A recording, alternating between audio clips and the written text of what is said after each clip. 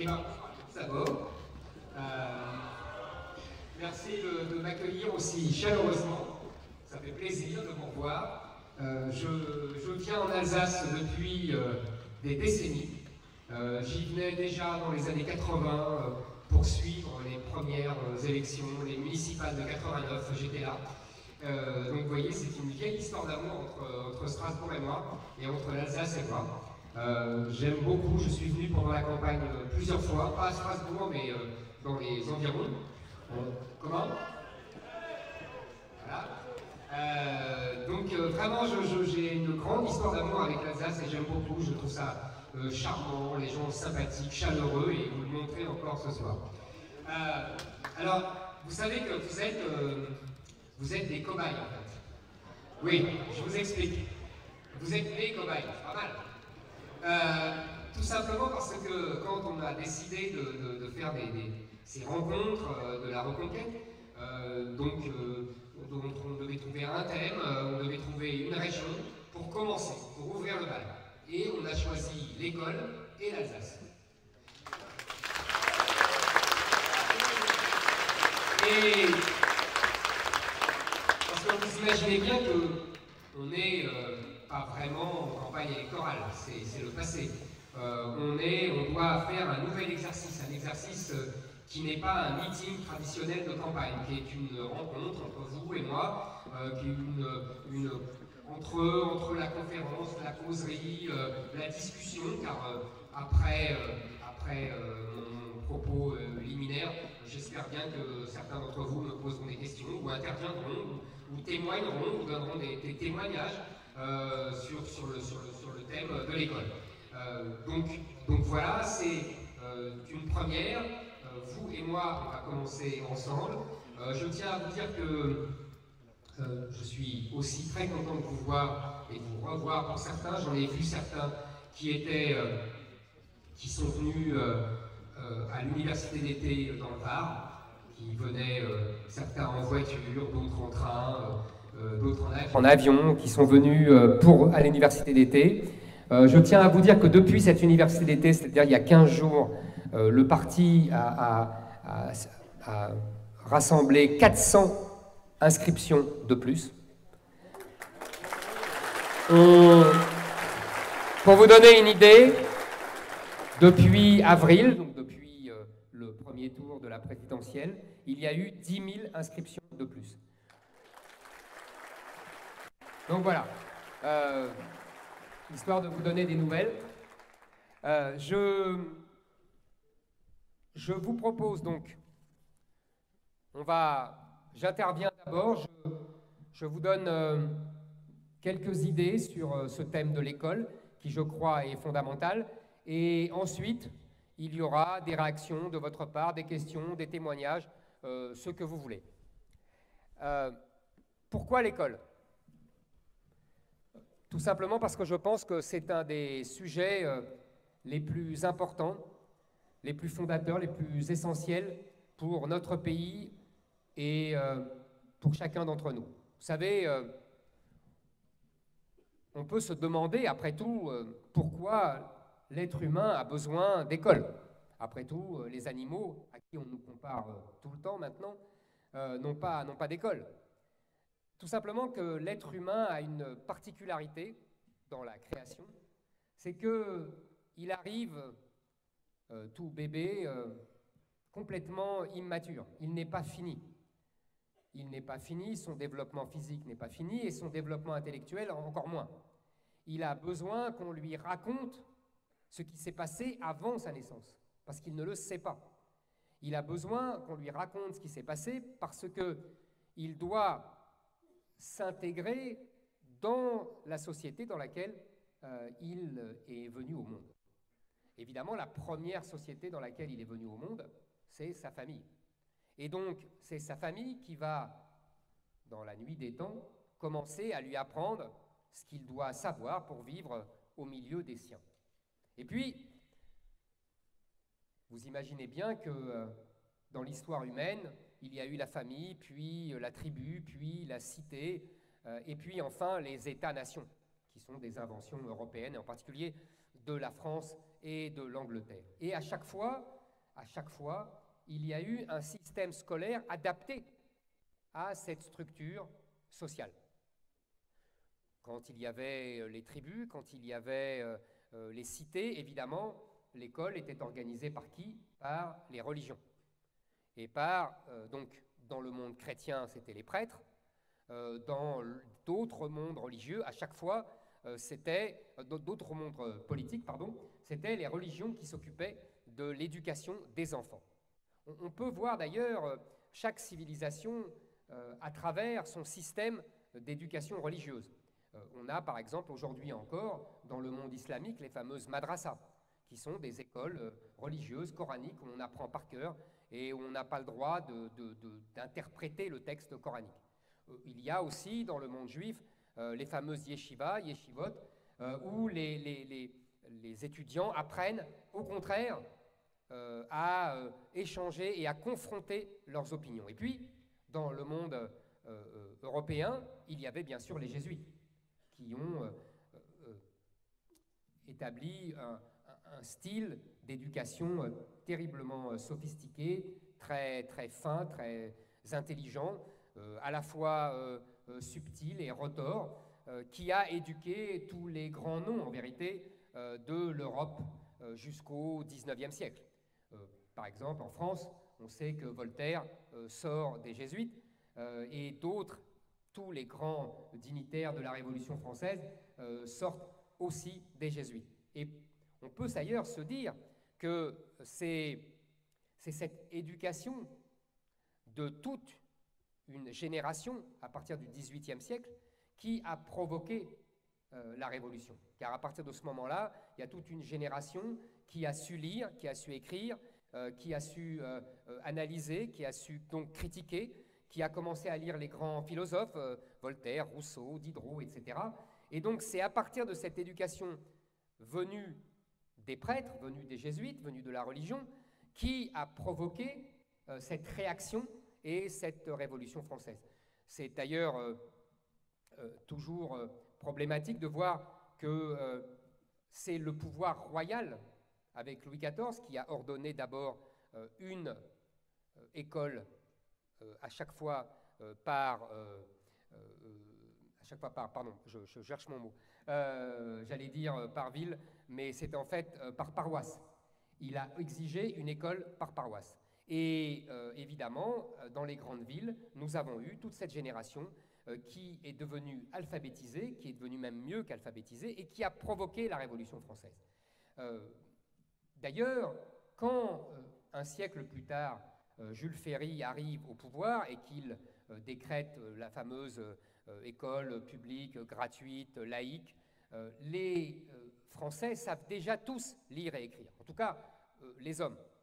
Les femmes, ça prendra un peu plus de temps, car elles étaient, à part les femmes de l'aristocratie et de la bourgeoisie, qui elles savaient déjà lire, les femmes du peuple ont mis quelques années après, on les a puis mises à l'école un peu en retard par rapport aux autres. Mais quand arrive Jules Ferry, tous les hommes, les jeunes hommes, savent lire et écrire. Donc le travail a été fait avant. Si vous voulez, à partir des États-nations, comme la France, on prend évidemment l'exemple de la France, l'école a un double rôle. Elle a un rôle d'instruction, c'est-à-dire apprendre à lire, à écrire, à compter, et puis plus encore les sciences, la littérature, l'histoire. Et elle a un rôle de formation d'une nation. C'est-à-dire qu'on apprend dans toutes les écoles les mêmes choses, on apprend à se ressembler, parce qu'on apprend la même histoire, on apprend la même façon de lire, les mêmes textes littéraires, les mêmes écrivains, et on commence à se sentir proche. C'est comme ça qu'on forge une nation, en particulier en France. Donc l'école a un double rôle. Et il faut bien comprendre cela pour comprendre ce qui nous arrive aujourd'hui. Elle a un rôle d'instruction, pour nous apprendre des choses, et elle a un rôle de formation d'une nation. Et c'est ces deux phénomènes, ces deux moyens qui sont absolument indispensables pour comprendre ce qu'est une école. Et alors, la France va privilégier vraiment le système scolaire pour former une nation. Alors d'abord, de façon militaire, hein, avec les lycées napoléoniens. Vous savez, on battait le tambour dans la cour de récréation pour rassembler tous les élèves. Et puis après, on passe à, évidemment, les écoles de l'école de la République, où on a aussi, on n'a plus le mode militaire qui organise la vie des élèves, mais ça reste encore très discipliné, et surtout, on leur apprend bien à être des Français. Donc en fait, c'est les Français qui deviennent des Français par l'école. Évidemment, vous connaissez tous l'interdiction des langues régionales à l'école. Il faut rappeler d'ailleurs que l'interdiction des langues régionales était demandée par les parents à l'époque, parce qu'ils voulaient que leurs enfants parlent français et apprennent le français très vite, car ça leur permettait d'avoir un métier, d'aller ailleurs que dans leur village, etc. Donc, en fait, à partir de ce moment-là, l'école devient l'élément fondamental pour former une nation, pour assimiler tout un peuple. Et c'est cette école républicaine, qui d'ailleurs n'est pas la seule. Il y a aussi une école privée, qui est l'héritage des écoles religieuses, une école catholique, qui, si vous voulez, a une philosophie différente. On n'apprend pas, évidemment, l'éloge de la Révolution française, on n'apprend pas, on apprend l'existence de Dieu, on apprend les évangiles, mais il y a une morale commune. C'est-à-dire que la morale qui est dispensée à l'école publique est la même que la morale qui est dispensée à l'école religieuse. La seule différence, c'est que l'une est avec Dieu, l'autre est sans Dieu. Mais sur le fond, on exige des enfants les mêmes comportements et la même morale. Et donc, cette école républicaine est une synthèse multiple. Une synthèse d'abord entre l'Ancien Régime et la Révolution. C'est-à-dire qu'on ne jette pas l'histoire de l'Ancien Régime. On n'est pas à l'époque, comme aujourd'hui, à déboulonner les statues. Non, on fait l'éloge de l'Ancien Régime. Mais évidemment, on fait l'éloge des ministres des rois. On fait l'éloge de Sully, on fait l'éloge de Colbert, on fait l'éloge de Richelieu. Mais si vous voulez, on fait une synthèse entre l'Ancien Régime et la Révolution autour de l'idée de patriotisme. Il y a une deuxième synthèse qui est entre le sens critique, puisqu'il faut critiquer les textes, il faut garder sa liberté d'appréciation, et un certain conformisme. Vous connaissez sans doute tous le fameux texte de Jules Ferry qui exige des professeurs qu'ils ne choquent aucun élève et aucune conscience des élèves qui sont dans leur classe. La troisième synthèse, c'est entre l'égalité des chances et le mérite. La bourgeoisie avait été très marquée, puisqu'elle en avait bénéficié, par l'erreur de l'aristocratie qui, avant la Révolution, s'était enfermée, avait refusé de s'ouvrir aux meilleurs des bourgeois, comme avait fait l'aristocratie anglaise. L'aristocratie française, elle, avait refusé cela et s'était enfermée, et ça avait provoqué la Révolution française. Donc la bourgeoisie, elle, veut rester ouverte sur les meilleurs des classes populaires. C'est ce que permet l'école. C'est ce que permet l'organisation de l'école. Les meilleurs des classes populaires pourront rentrer dans la bourgeoisie quand ils auront eu ce certificat de bourgeoisie qu'est le baccalauréat. Mais en même temps, on ne veut pas que tout le monde rentre. Hein. On veut une méritocratie, on veut un élitisme. Et donc on veut une synthèse entre l'égalité des chances et le mérite. Une autre synthèse, c'est entre éducation et instruction. Vous avez compris la différence. L'instruction, c'est instruire, c'est-à-dire apprendre quelque chose. Éduquer, c'est l'éduquer, la morale, le comportement, etc. La différence, elle est simple. L'instruction, à l'époque, c'est pour l'école, c'est l'État qui la donne, et l'éducation, ce sont les parents qui la donnent.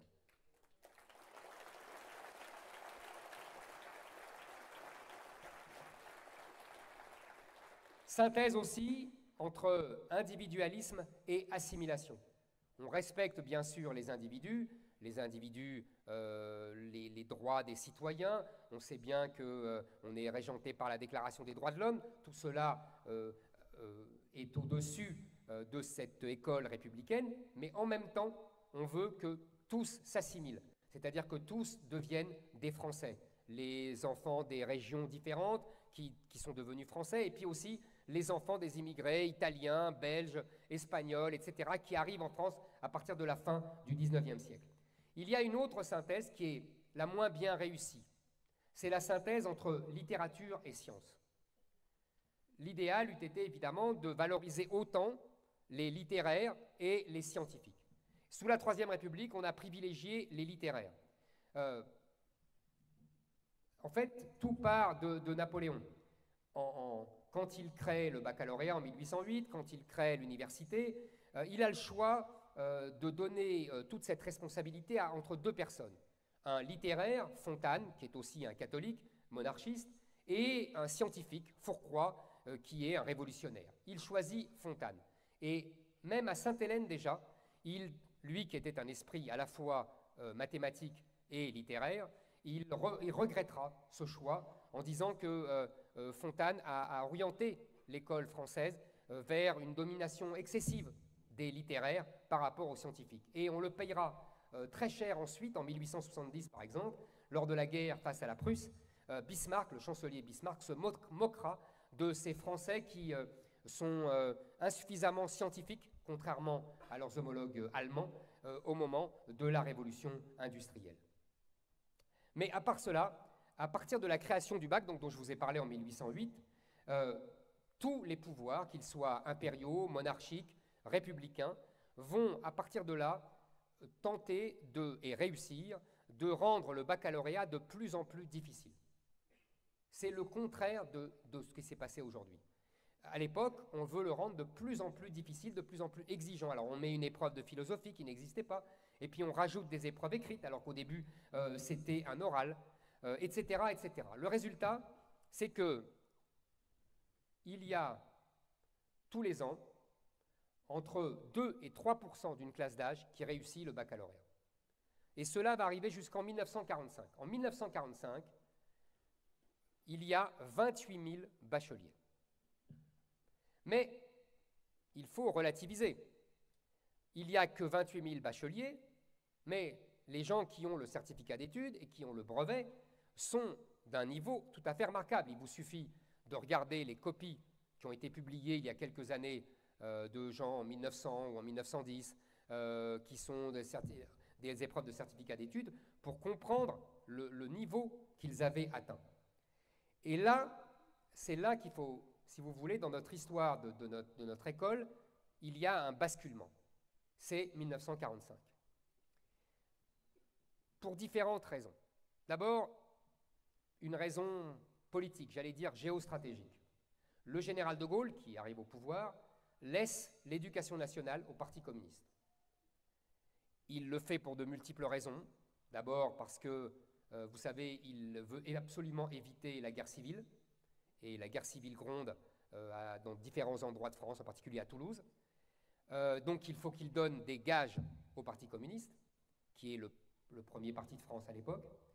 Par ailleurs, à l'époque, les communistes sont patriotes, ils l'ont montré, ils ont résisté, ils aiment la culture française, ils ont comme héros Aragon, le grand écrivain, ils ont des grands historiens, on verra même dans les années 60, toute l'ORTF est complètement dirigée par les compagnons de route communistes, mais qui font des films historiques à la gloire de la France, etc. Il n'empêche que ce choix stratégique, De Gaulle le payera très cher, il le payera d'ailleurs tout de suite en 1968, puisque l'école qu'il aura mis sur pied aura fabriqué des générations de jeunes gens qui ne rêveront que de refaire 1789 et 1848 contre lui. Tout part du rapport Langevin-Vallon. Langevin et Vallon sont deux communistes qui expliquent les priorités de l'éducation nationale dans l'avenir. Et il y a un changement. Je vous ai dit que l'école de la Troisième République, c'était l'école du mérite. Donc l'objectif, c'était le mérite, c'était la méritocratie. À partir de 1945, à partir du rapport Langevin-Vallon, l'objectif n'est plus la méritocratie, c'est l'égalité. Et à l'époque, personne ne voit le danger. On croit qu'on peut concilier la méritocratie et l'égalité. En vérité, au fur et à mesure des années, et on va le voir, l'objectif d'égalité va faire disparaître la méritocratie et l'objectif du mérite. D'ailleurs, le nom change. Le ministère n'est plus le ministère de l'instruction publique, mais le ministère de l'Éducation nationale. Ce nom, d'ailleurs, est très révélateur parce que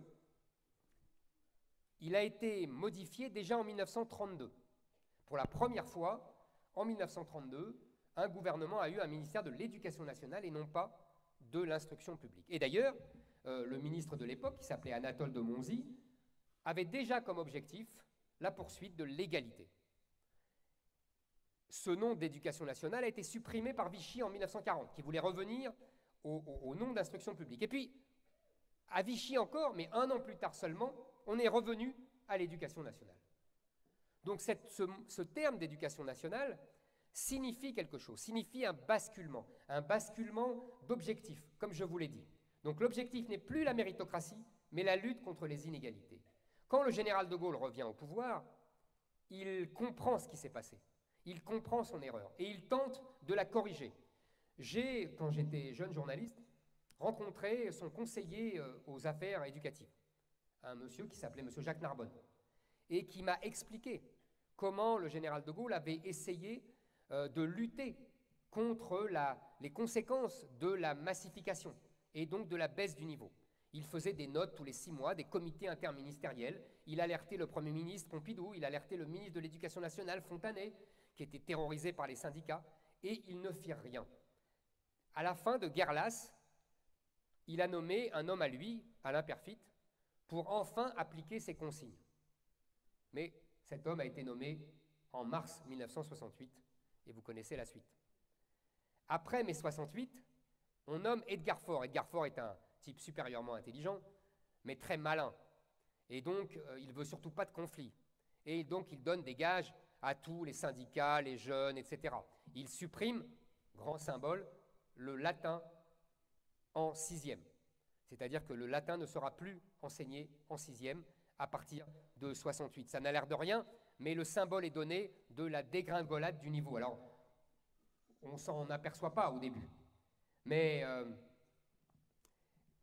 toutes les mesures qui vont aller ensuite vont aggraver cette dégringolade au nom toujours de l'égalité et de la lutte contre les inégalités.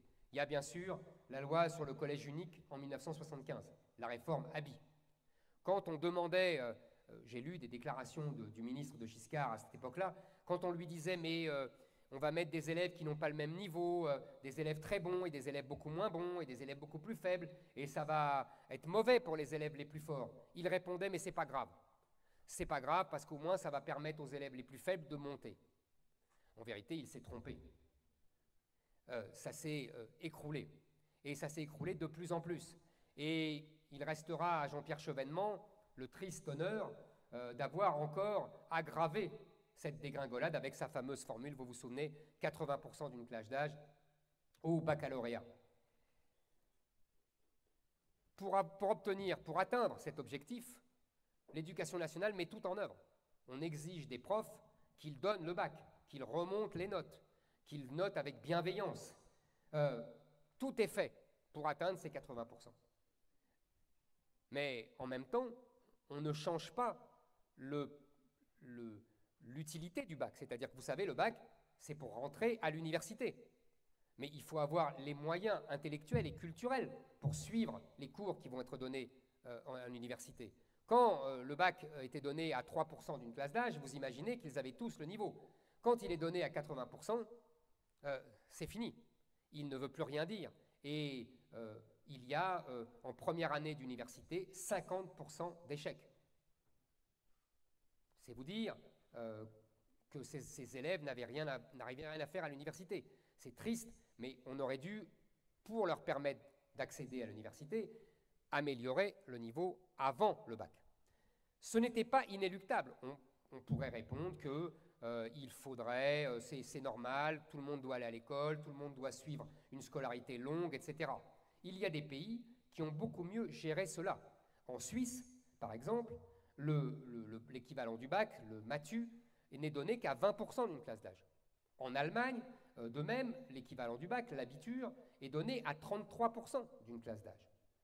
Donc, si vous voulez, on pouvait s'en sortir beaucoup mieux. Mais le problème en France, c'est que nous avons subi l'influence de Bourdieu.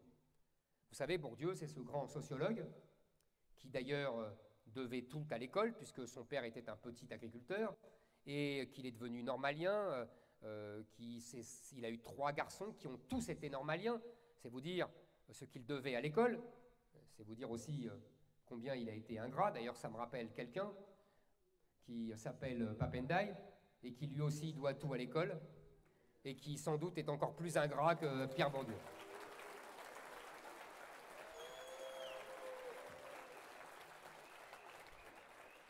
Donc Pierre Bourdieu explique que c'est simple, l'école aggrave les inégalités.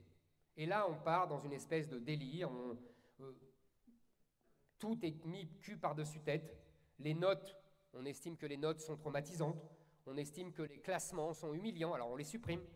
On explique que le par cœur est une torture pour ces pauvres enfants, donc on le supprime. On explique que la blouse est un uniforme militaire, donc que c'est vraiment scandaleux de l'imposer à nos enfants. On explique même que l'estrade est une manifestation de domination insupportable. Et la sélection, puisque le maître Bourdieu l'a dit, n'est que le moyen de reproduire les inégalités sociales. Cette démarche sociologique, politique, se conjugue avec le règne de l'individu roi, qui marque toutes les sociétés développées à partir des années 60. Le règne de l'individu roi, ça veut dire qu'on ne veut rien exiger de cet individu roi, même quand il est un enfant. L'objectif pour cet enfant, c'est non seulement l'égalité, je vous l'ai dit, mais le bonheur individuel. D'ailleurs, quand Papendai est arrivé ministre, sa première déclaration, on lui demande quels sont ses objectifs. Et il dit la lutte contre les inégalités et la recherche du bonheur des enfants. Avec ça, en vérité, on ne va pas loin, car c'est refuser toute discipline. Il faut toujours amuser les enfants, il ne faut pas les ennuyer. On ne cherche plus à transmettre un savoir parce que c'est exigeant, mais à développer des compétences. On met, et c'est la grande formule de Lionel Jospin en 1989, qui est un nouveau basculement, on met l'enfant au centre de l'école. Alors qu'en vérité, c'est le savoir qui doit être au centre de l'école. Et on explique aux enfants qu'ils doivent forger eux-mêmes leur savoir. Et le professeur n'est plus là pour délivrer un savoir, mais au contraire pour essayer de faire accoucher cet enfant. Et on nous explique, je m'en souviens très bien, et je suis sûr que beaucoup d'entre vous s'en souviennent, que le niveau monte grâce à toutes ces nouvelles méthodes. C'est le centre, tous les articles dans le journal Le Monde qui nous expliquent que le niveau monte tout simplement parce qu'il y a plus de diplômés. Ah oui, voilà. Et on explique que le niveau monte, on donne de plus en plus de diplômes, on refuse la sélection à l'entrée de l'université. Vous vous souvenez sans doute des manifestations sur la loi Devaquet. Et l'évolution est simple, le niveau s'effondre année après année. Oh, on peut penser que le niveau des 2 à 3%, les meilleurs de leur génération aujourd'hui, sont sans doute du niveau des 2 à 3% qui avaient le bac en 1945. Mais le nombre des faibles est devenu incommensurable. On a fait des analyses et on voit par exemple que tous les 10 ans, il y a une aggravation du nombre des enfants qui font des dictées avec plus de 10 fautes. Au début, ils étaient 10%, après 20%, 30%, et ça ne cesse de s'aggraver. Pareil pour les enfants qui ne savent pas maîtriser la division. On le voit d'ailleurs avec les fameux classements PISA internationaux. La France ne cesse de dégringoler, que ce soit dans les matières littéraires ou que ce soit dans les matières scientifiques. On est aujourd'hui dans les derniers, au niveau de la Bulgarie, au sein des grands pays de l'OCDE. Et à cet effondrement du niveau, s'est ajouté autre chose. c'est ajouter un développement de la propagande.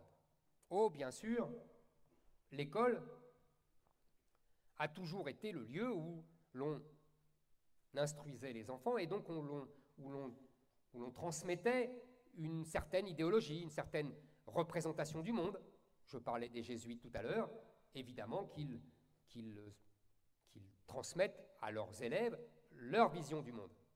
Je parlais de l'école de la Troisième République, c'est évident qu'ils leur transmettaient aussi leur vision du monde, anti-monarchique, républicaine, pour la liberté des peuples, pour l'émancipation des individus face à la religion. Il suffit de lire le livre de Pagnol, À la gloire de mon père, pour comprendre ce qu'était un instituteur de la Troisième République. Mais il y avait quand même, dans tous les systèmes scolaires que j'ai décrits, une volonté supérieure d'instruire et de transmettre un savoir. Depuis les années 70, depuis les années 80, on a ouvert, vous savez, l'école à tous les vents, il n'est plus un sanctuaire, on dit qu'on l'ouvre à la vie, en fait, on l'ouvre à la propagande.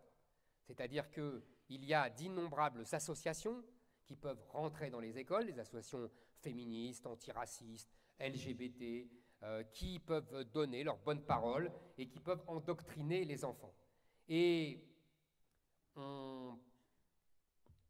ces associations sont aussi partie prenante dans la confection des programmes, dans la confection des livres scolaires, et qui sont, il suffit de regarder les livres scolaires de vos enfants pour savoir ce qu'il en est. Les cours de géographie qui sont réduits à des cours sur l'écologie toutes les semaines. Les cours d'histoire qui sont bien souvent des cours d'autoflagellation sur d'une histoire de France qui serait exclusivement criminelle autour de l'esclavage, de la colonisation, etc. Et toutes les matières sont ainsi perméables à cette propagande. Effondrement du niveau, propagande, et à ces deux éléments endogènes qui viennent de nous, qui viennent des générations des années 60-70, s'ajoute une cause exogène qui est l'immigration. Depuis les années 70, des enfants très nombreux de familles maghrébines, africaines, au niveau socioculturel souvent très faible, avec des exceptions évidemment, des exceptions individuelles, des exceptions aussi collectives, comme les enfants asiatiques, qui sont souvent de très bons élèves. Et, si vous voulez, cette immersion, cette submersion de l'école par les enfants de milieux maghrébins et africains, le plus souvent de culture islamique, a entraîné, alors là, l'effondrement total de notre système scolaire, qui était déjà affaibli. Violence, profs agressés, élèves agressés, refus de suivre certains cours, volonté surtout d'imposer une histoire concurrente. Vous savez, c'est ce que je vous avais dit au début, souvenez-vous. L'école, ce n'est pas seulement l'instruction, c'est aussi un instrument qui forge une identité collective commune, avec des gens qui peuvent venir de milieux très différents et de régions différentes. Vous le savez très bien ici. Là, cette école ne remplit plus ce rôle. Pourquoi? Tout simplement parce que si l'individu est roi, on ne peut rien lui imposer. Sauf que quand cet individu est issu d'une culture traditionnaliste, islamique, qui justement ne connaît pas la liberté individuelle, on a un paradoxe qui est qu'au nom de la liberté individuelle, l'école se soumet à une civilisation liberticide. Et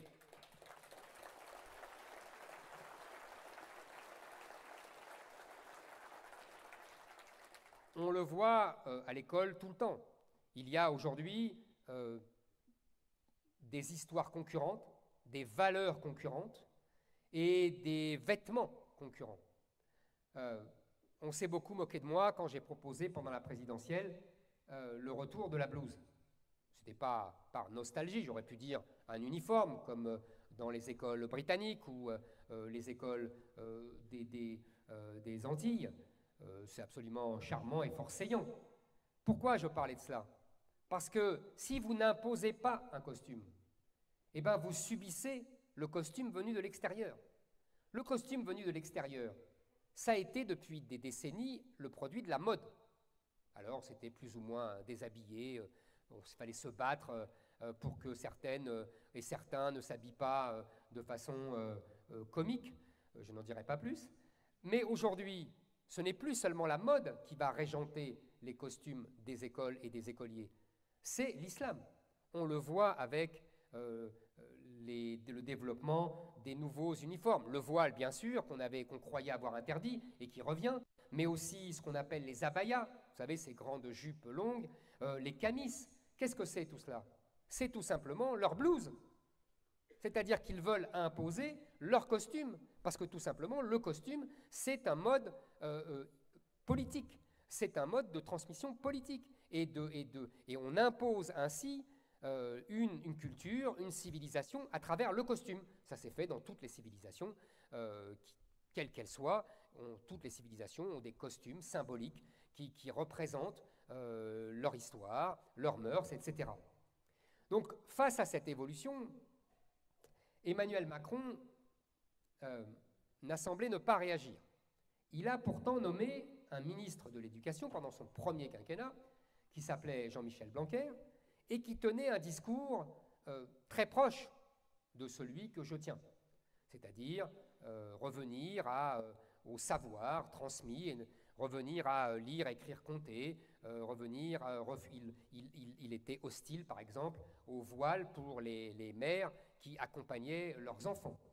Seulement, dans la réalité, il n'a rien fait. Il a fait un en même temps très macronien. Je vous donne un exemple. Il rédige une circulaire qu'il diffuse dans toutes les écoles pour interdire l'écriture inclusive. Ah, vous vous dites, très bien, au moins il prend parti, il veut lutter contre ce cancer qu'est l'écriture inclusive, avec des enfants qui déjà ont tellement de mal à savoir lire et écrire sans faute. Bon. Mais le même Blanquer, quelques mois plus tard, va rédiger une circulaire pour favoriser la transition sexuelle des enfants et des adolescents. Et là, on le voit, il se soumet... Ah oui, vous pouvez siffler.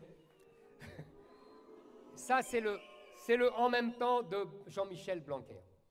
Emmanuel Macron a sans doute pensé que c'était encore trop. Et il a nommé Pap Ndiaye, qui, comme vous l'avez compris, est un intellectuel woke, comme on dit aujourd'hui avec ce mot venu des États-Unis, qui signifie en fait prendre toujours parti pour les minorités contre la majorité du peuple français. Et ce monsieur Pap Ndiaye qui reproche à la France, vous l'avez vu récemment, des États-Unis de ne pas parler de race. Et entre nous, puisqu'on est entre nous, il y a quelque chose qui m'amuse, puisque je me suis senti visé, évidemment, puisqu'il dit qu'il ne peut pas parler de race à cause de la force de l'extrême droite. Alors, je prends une minute pour m'arrêter là-dessus, parce que c'est vraiment trop drôle. Ce qui interdit de parler des races en France, c'est l'universalisme français. Et cet universalisme, c'est justement l'universalisme républicain. C'est l'universalisme de la gauche. C'est l'universalisme des droits de l'homme, à laquelle la droite, et une certaine extrême droite réactionnaire, conservatrice, avaient répondu par la fameuse phrase de Joseph de Maistre, « Je ne connais pas d'homme, mais j'ai déjà rencontré des Italiens, des Anglais, des Français, des Allemands. » Cette querelle entre l'universalisme et l'enracinement est une querelle vieille comme la République et vieille comme la Révolution française. Et ce monsieur Pap Ndiaye, qui connaît sans doute mieux l'histoire des États-Unis que l'histoire de France, vient nous expliquer qu'il ne peut pas parler de race parce que l'extrême droite est trop forte. Enfin voilà, je m'amuse une minute là-dessus. Vous savez, même le chantre de l'Action française au début du XXe siècle, Jacques Bainville, l'historien Jacques Bainville, quand il parlait de l'histoire de France, le début de son histoire de France, ça commence ainsi, je vous cite ça de mémoire, l'Angleterre est un empire, l'Allemagne est une race, mais la France est mieux, elle est une nation. Donc vous voyez,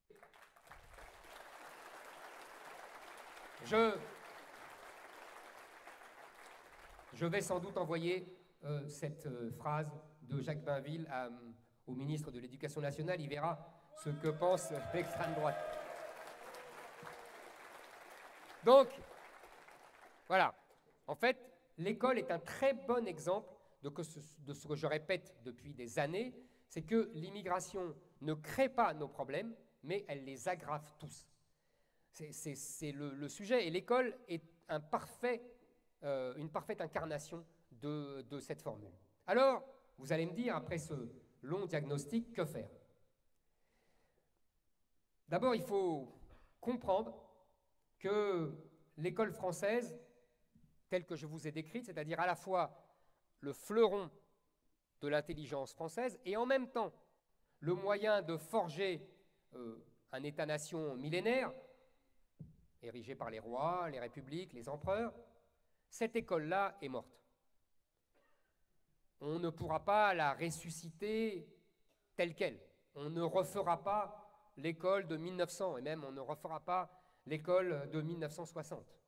Les dégâts énormes sont en partie irréversibles. Mais on peut essayer de mener une politique authentiquement réactionnaire, puisqu'elle reviendrait à un idéal passé, qui tenterait de remonter le courant. On le voit aujourd'hui, il y a les écoles privées, hors contrat et surtout sous contrat, et surtout hors contrat, qui ont le vent en poupe. Pourquoi ont-elles le vent en poupe? Le plus souvent parce qu'elles appliquent les méthodes de l'école de papa, voire de grand-papa. Il faut donc les encourager, les soutenir, et les écoles privées hors contrat et même sous contrat ont réussi, vaille que vaille, à conserver une espèce de qualité française qui a disparu des écoles publiques, de la plupart des écoles publiques. D'ailleurs, M. Papendiaï le sait mieux que personne, puisqu'il a mis ses enfants à l'école alsacienne, qui est une grande école privée parisienne. Alors, que faire?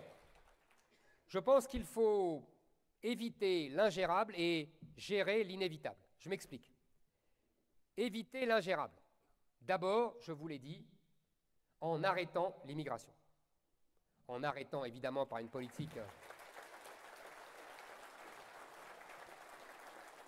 de blocage des flux migratoires, mais aussi en agissant sur notre sol avec un système d'allocation familiale limité aux Français et un système de suppression des allocations familiales pour tous les enfants violents. Deuxième mesure, il faut refonder les programmes scolaires. Il faut non seulement refonder les programmes scolaires, mais faire sentir la main de l'État sur les éditeurs scolaires. Parce qu'il faut que vous sachiez quelque chose qui paraît incroyable, c'est qu'aujourd'hui, les éditeurs de livres scolaires font ce qu'ils veulent. Dans le cadre vague des programmes qui leur sont imposés par l'Éducation nationale, mais l'Éducation nationale n'a pas le droit de mettre son nez dans les livres de l'édition scolaire. Et ce qui explique que les éditeurs scolaires étant le plus souvent dominés par les associations dont j'ai parlé tout à l'heure et par des auteurs de gauche, voire d'extrême gauche, on comprend mieux ce qu'il y a dans les livres scolaires. Et quand vous vous retournez vers le ministre de l'Éducation nationale, quel qu'il soit, ça fait 20 ans que ce petit jeu dure, il vous répond « mais je ne peux rien faire ». C'est faux. En vérité, c'est lui qui achète les livres scolaires. C'est l'Éducation nationale. Donc il a en vérité un droit de vie ou de mort sur ses éditeurs. Et donc il pourrait évidemment exiger que ces livres scolaires suivent ces prescriptions et les prescriptions du ministère de l'Éducation nationale et de l'État. Il faut leur demander. Il faut croire qu'il est très content, en vérité, de ce qui existe dans ces livres scolaires. Troisième mesure. Je vous l'ai déjà dit tout à l'heure. Il faut réguler tous les attributs extérieurs de diversité. Il faut remettre un uniforme en primaire, qu'il soit une blouse ou autre. Il faut Il faut interdire les voiles à l'université et les mères, et sur les mères accompagnatrices de sorties scolaires. Il faut aussi expulser les associations et les ONG des écoles.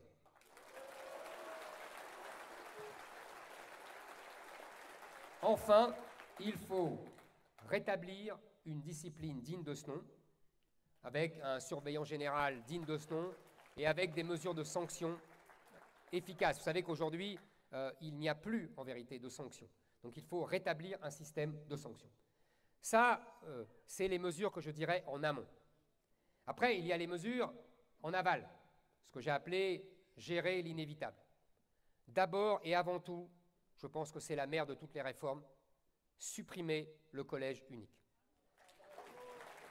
D'ailleurs, quand vous discutez avec les profs, et je suis sûr qu'il y en a dans la salle, ils me confirmeront, on leur dit déjà en douce de partager leurs leçons, leurs exercices en plusieurs parties selon leur classe. Il y a des exercices pour les plus forts, il y a des exercices pour les plus faibles, il y a des exercices pour ceux du milieu. Déjà, on s'adapte. En vérité, on bricole. Il faudrait impérativement supprimer le collège unique et rétablir les classes de niveau à partir de la 6e. Et pour ceux qui rentrent en 6e, il faut rétablir le certificat d'études pour voir s'ils ont le niveau, parce que vous savez que beaucoup d'enfants arrivent en 6e sans savoir lire et écrire. C'est absolument inadmissible. Et à partir de ce certificat d'études, on pourrait les diriger, alors soit vers la 6e numéro 1, soit, puisqu'il y aurait des classes de niveau, la 6e numéro 2, voire numéro 3, ou enfin redoubler. Il n'y a pas de honte à redoubler si on n'a pas le niveau.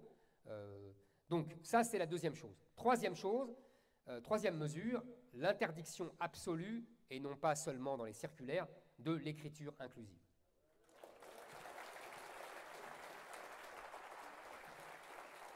Je n'ai pas besoin de vous dire pourquoi, c'est une évidence. C'est en train de détruire les dernières traces de culture française et de maniement par les nouvelles générations de la langue. Autre, le retour à toutes les méthodes traditionnelles, dictée, calcul mental, méthode syllabique, etc. 5, un numerus clausus, je l'avais proposé pendant la campagne présidentielle, d'ailleurs tout ce que je dis là, je l'avais proposé pendant la campagne présidentielle, pour les matières sans débouché, psychologie, sociologie, la plupart des sciences humaines.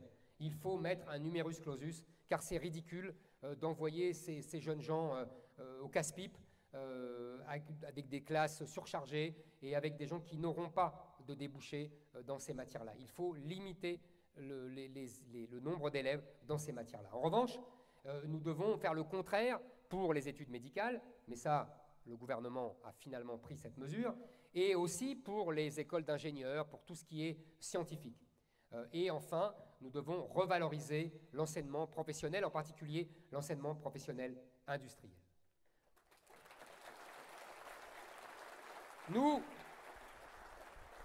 Nous devons remettre non pas l'élève ou l'enfant au cœur du système, mais le prof au cœur du système. C'est le professeur qui doit être au cœur du système. Il est là pour transmettre un savoir. Il doit maîtriser sa matière et la transmettre. On dit beaucoup qu'il y a de plus en plus de professeurs qui quittent l'enseignement. Et on dit que c'est parce qu'ils sont mal payés. Oui, ils sont mal payés, incontestablement. Mais je vais vous dire, et je serais ravi d'avoir votre avis après mon intervention, je pense que ce n'est pas la raison fondamentale, ce n'est pas la raison première. Je pense qu'il y a de plus en plus de professeurs qui quittent l'enseignement pour deux raisons fondamentales. Un, parce qu'ils ont peur, tout simplement. Ils ont peur de se faire taper dessus, ils ont peur de se faire égorger, ils ont peur dans d'innombrables écoles où ils ne sont plus en sécurité et ils ne sont plus tout simplement respectés. Et deuxième raison, parce que je pense qu'on ne leur permet pas de transmettre leur savoir. En vérité, pourquoi vous devenez prof? Parce que quand vous êtes enfant, vous adorez la littérature, vous adorez l'histoire, vous adorez les maths, et vous êtes le meilleur élève dans cette matière-là, et vous voulez transmettre parce que vous êtes tellement fort que vous voulez apprendre à vos copains. Alors, quand vous êtes jeune, eh ben, vous leur permettez de copier sur votre copie, et puis ensuite, vous voulez devenir prof parce que vous voulez apprendre à plus de gens. C'est ça un prof, ça a toujours été comme ça. Et aujourd'hui, on leur dit « niet ». On leur dit « mais pas du tout, vous n'avez rien compris ». Dans les centres de formation des professeurs qui changent de sigle tous les 3 ans, c'est pour ça que je m'excuse comme ça de ne pas avoir retenu le dernier, on leur dit « mais il n'est pas question que vous transmettiez votre savoir, il faut au contraire être là pour que les enfants développent, découvrent leur propre savoir. Vous n'êtes pas là pour sanctionner, pour faire preuve de discipline. C'est pas du tout ça, c'est dépassé tout ça. Moi, je pense que c'est la raison fondamentale pour laquelle de plus en plus de professeurs quittent l'éducation nationale. Et je voulais vous lire quelque chose, un très beau texte de Charles Péguy que j'ai noté. Mais alors, vous voyez, je suis un boomer, mais je maîtrise quand même, hein. Donc, voilà, je vais vous lire. Voilà. Il ne faut pas, c'est pour tout vous dire, Alain Finkielkraut qui m'a confié ce passage. Il ne faut pas que l'instituteur soit dans la commune le représentant du gouvernement. Il convient qu'il y soit le représentant de l'humanité. Il est le représentant né de personnages moins transitoires. Il est le seul et l'inestimable représentant des poètes et des artistes, des philosophes et des savants, des hommes qui ont fait et qui maintiennent l'humanité. Il doit assurer la représentation de la culture. C'est pour cela qu'il ne peut pas assumer la représentation de la politique, parce qu'il ne peut pas cumuler les deux représentations.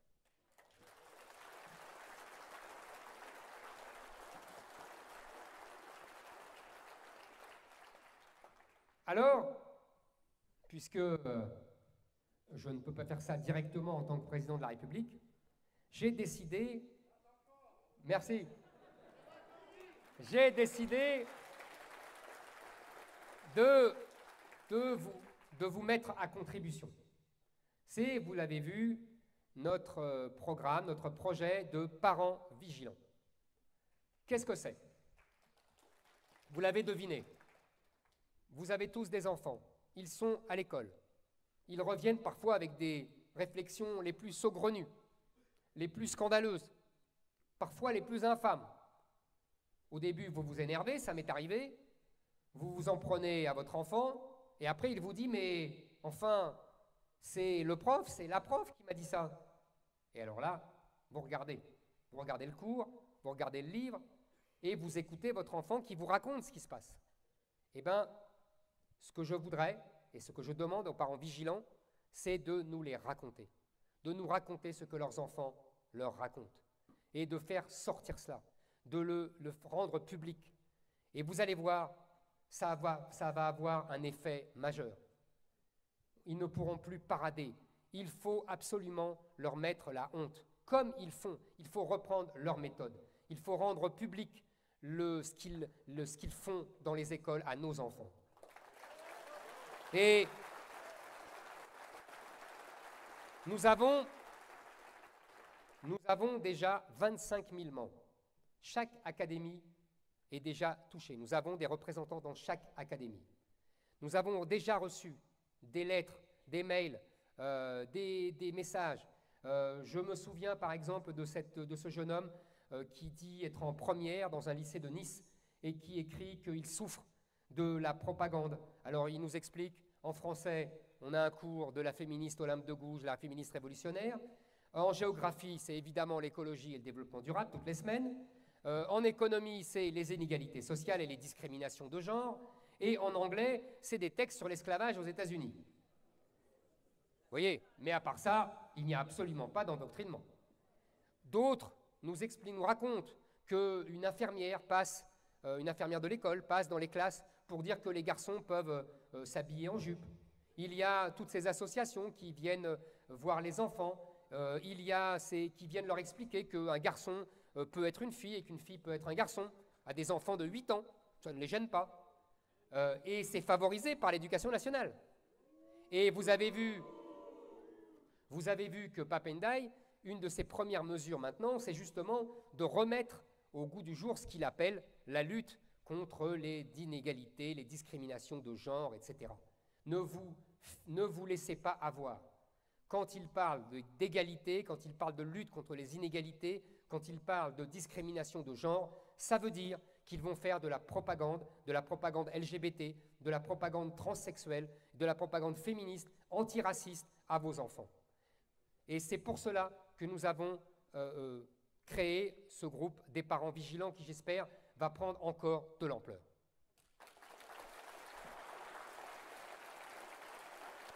Voilà, j'en arrive à la conclusion.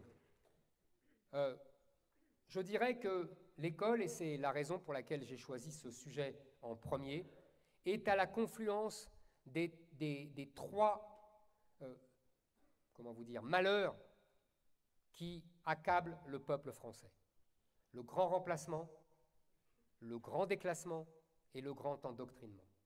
L'école est à la confluence de ces trois phénomènes qui sont en train de détruire la nation française. Elle est au cœur, cette école, de l'action de nos adversaires qui ont, depuis des décennies, fabriqué des générations incultes et fanatisées. C'est un miracle, je vous le dis, et je l'ai constaté pendant la présidentielle avec émotion. C'est un miracle qu'une partie des jeunes générations ait résisté à ce lavage de cerveau.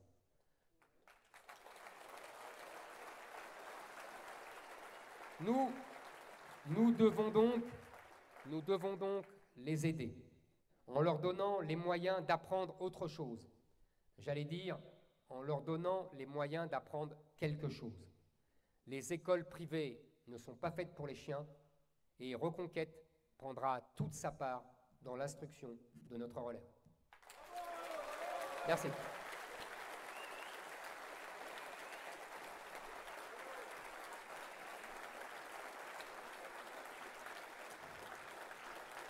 Merci. Alors, merci à vous. Ce que je vous propose, c'est dans un premier temps que les profs qui sont dans la salle témoignent. Ils ont tous, je suis sûr, une anecdote, pas 10 bien sûr, parce que sinon on va passer la nuit, mais une anecdote qui est révélatrice de ce qu'est devenu l'école. Je sais qu'il y a parmi vous des profs qui se sont rassemblés dans les profs avec Zemmour pendant la campagne présidentielle. Je tiens ici à les remercier chaleureusement, car ce n'était pas facile. Ils subissaient souvent les remarques, les quolibets, les menaces de certains de leurs collègues. Oui, vous pouvez les applaudir.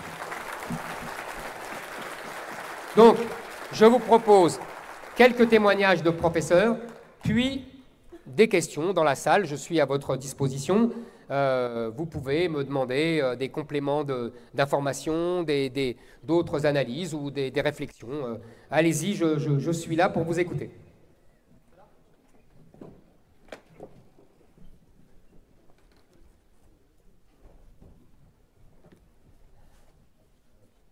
Allô? Bonjour à toutes et à tous, je m'appelle Nicolas Roscoe, je suis professeur des écoles en REP. Alors deux petites anecdotes. J'ai l'honneur et le plaisir d'être candidat à l'éducation pour Reconquête en Meurthe-et-Moselle, en 3e circonscription. Je voulais parler de deux choses. Donc, le changement de comportement de mes collègues par rapport à mon engagement politique. Une fois que mon nom a été divulgué dans la presse en tant que responsable de circonscription, il y a plusieurs collègues qui ne voulaient plus me dire bonjour. Ah oui, carrément. Qui ne m'adressaient plus la parole. Si je prends les 5 dernières années au sein de mon école, j'ai participé à tous les repas de parents et de professeurs. On se réunissait 2 fois par an au début de l'année scolaire, à la fin de l'année scolaire.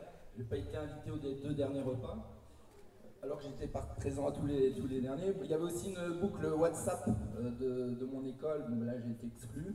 Ah, carrément.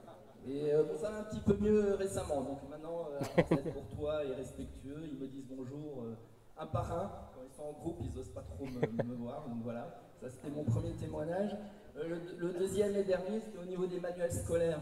Donc vous parliez souvent de grands remplacements, mais là je peux le constater dans le manuel scolaire qu'on utilise au sein de notre école, qui s'appelle Maths au CE2 aux éditions Access. Bon, je l'utilise pas forcément par goût, mais par respect de la décision du Conseil des maîtres de l'école qui avait décidé de choisir cet ouvrage-là pour tous les niveaux de l'école, du CP au CM2. Et dans cette d'ailleurs, le siège des éditions Access se situe entre ici et Strasbourg. Et donc dans cet ouvrage, il y a 2 avatars de personnages principaux. Il y a une petite Leïla. Alors là, le grand remplacement a fait son œuvre, parce qu'en première page, je peux vous montrer, donc c'est une petite fille d'origine africaine, voilà, qui est en première page. Alors il y a quand même un deuxième avatar qui s'appelle Tom, c'est un petit garçon. Tom. Voilà. Non, quand même pas. Non mais... Pour conclure avec le grand remplacement, page 11 de cet ouvrage, la seule solution qui a été trouvée, qui est correcte, c'est d'être trouvée par Fatou, qui est également une petite fille africaine. Voilà, merci.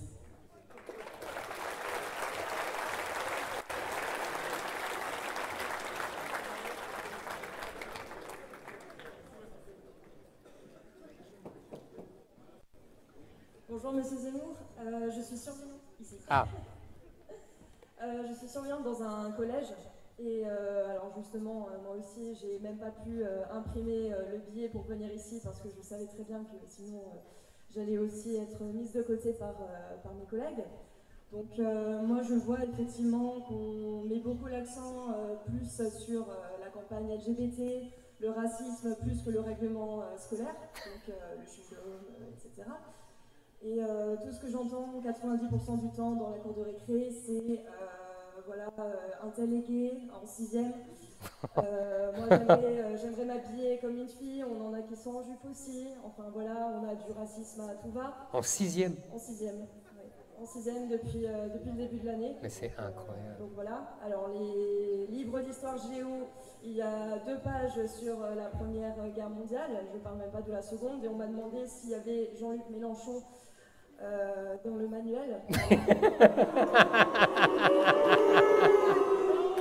Et aussi une autre problématique, j'étais anciennement AVS, donc auxiliaire de vie scolaire, et malheureusement on m'a mise de côté parce qu'ils n'avaient pas on va dire le budget, hein, pour rester poli. Donc je me retrouve, moi, surveillante, à essayer de faire deux travail parce qu'on a une petite, justement, handicapée, qui se retrouve sans AVS entre midi et 2, donc c'est très long pour elle. J'essaye de l'accompagner au foyer, elle n'a pas le droit d'aller au foyer, donc elle fait des crises, donc il n'y a rien qui est fait pour ces enfants handicapés, et évidemment, pas de moyens pour les AVS, qui sont évidemment aussi mal payés. Donc voilà, je voulais savoir si vous auriez des idées, ou même pour les maires dans les communes, pour essayer de les aider au mieux. Pour les maires, c'est-à-dire? Pas forcément pour les maires, mais pour les établissements, parce que je sais très bien que l'Éducation nationale ne fera rien par rapport à ça. Bah, vous savez, vous vous souvenez de cette polémique folle pendant la présidentielle. Évidemment, c'est le prétexte pour ne rien faire et pour supprimer les écoles spécialisées. Alors qu'aujourd'hui, tout le monde reconnaît qu'il y a des enfants handicapés lourds qui ne peuvent pas être dans une école classique, et il y en a d'autres qui peuvent l'être, évidemment. En fait, sous le nom de l'inclusion, on a ainsi pu fermer d'innombrables services spécialisés qui coûtaient beaucoup plus cher que les écoles classiques, puisque, comme vous le dites, on ne met pas les moyens sur les aides à ces enfants-là. En plus, avec des 6e qui ont un potentiel que personne ne voit parce qu'on les met de côté, pour justement s'intéresser à des élèves qui n'ont rien à faire au collège parce qu'ils ont été déjà exclus de 3 autres collèges. Ah ouais. Donc on préfère les aider, etc., plutôt que d'aider les AVS ou les enfants qui ont toutes leurs chances de réussite. Je vois. Merci.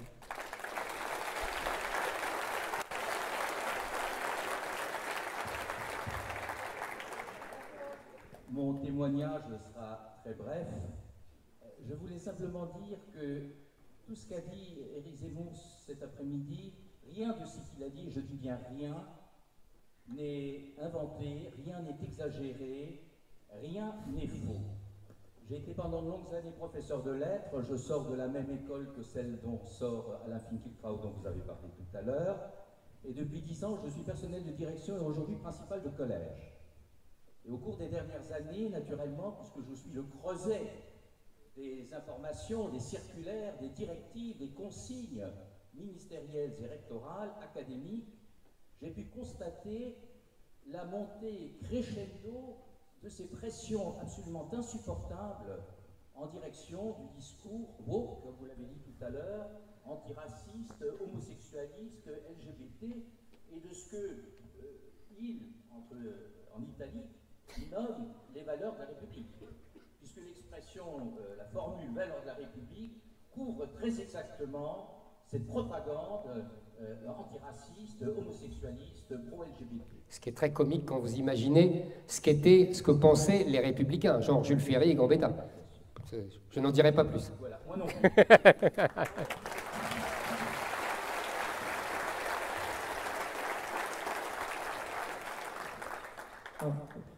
Bonjour Monsieur Zemmour, je ne sais Bonjour. pas si vous me voyez. Si, je vous vois en rouge.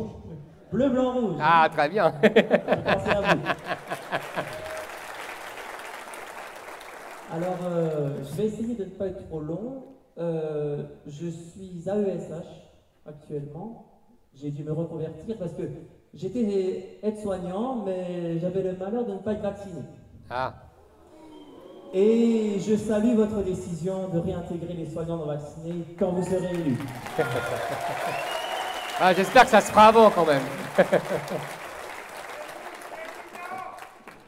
Donc, je disais, je suis à ESH et dans l'école où je suis pas un parent, mais je suis très vigilant.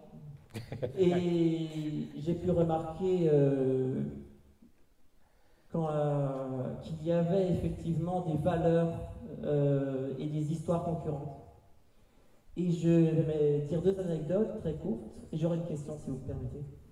Donc, la première anecdote, c'est que plus de 15 ans après que je sois allé à l'école primaire, parce que je suis dans une école primaire, on n'apprend plus Douce France, mais OUTT de Kinvey. Deux salles, deux ambiances. En CM2.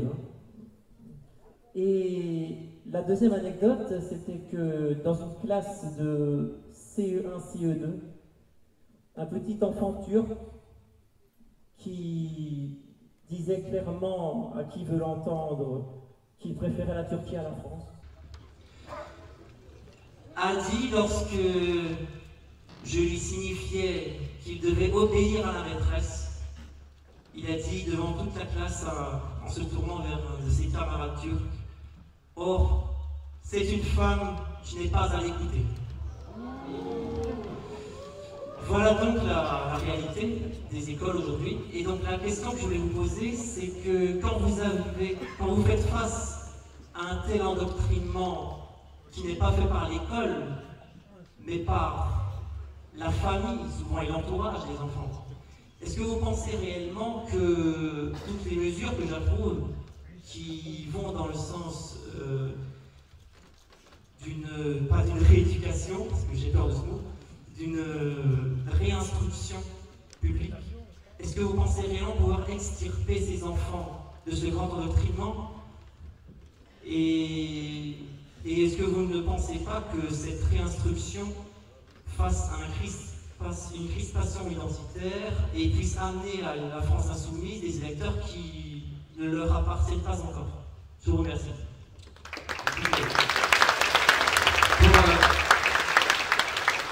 Pour la France insoumise, ils y sont déjà. 69% des musulmans ont voté Mélenchon au premier tour. Voilà, tout est dit. Deuxièmement, vous avez raison, c'est tout l'enjeu.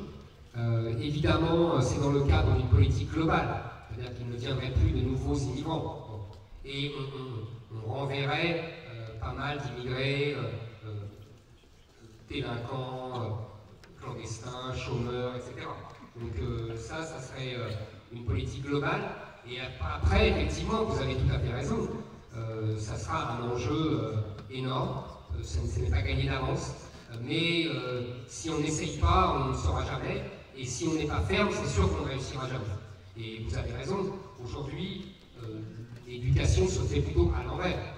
C'est-à-dire qu'on désintègre la France et on favorise le grand remplacement avec les Fatou et les Leïla qui sont donnés en exemple de prénoms français archétypaux. Bientôt, on va nous dire que ça a remplacé Martin, Jules et Jean.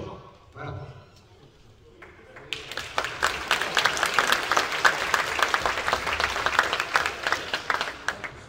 Bonsoir Monsieur Zemmour. J'ai beaucoup d'émotions à parler devant tout le monde. À vrai dire, c'est un défi. Je suis coach de vie en développement personnel et je souhaite, j'ose le dire en public, ça me fait tout bizarre, devenir le premier youtubeur de France parce que je crois qu'il est possible de changer les choses. Et le slogan, c'est comment être heureux et passionné à vie. Je crois qu'il y a un marché, si on peut dire cela ainsi. C'est dégradant de le dire ainsi, mais voilà, j'ai beaucoup d'émotions, comme vous l'entendez. Je suis gérant d'un organisme de formation. Je suis sidéré. On reste dans l'école tout de même par rapport au CPF, compte personnel de formation. Il y a beaucoup de charlatans sur le marché. Cette semaine, je reçois l'appel de quelqu'un qui me dit en gros, tu me donnes X euros par mois pour mes formations, tu les remets sur le CPF et tu vas te faire de l'argent. Alors je dis, j'ai pas le temps en fait. Et il a été sidéré.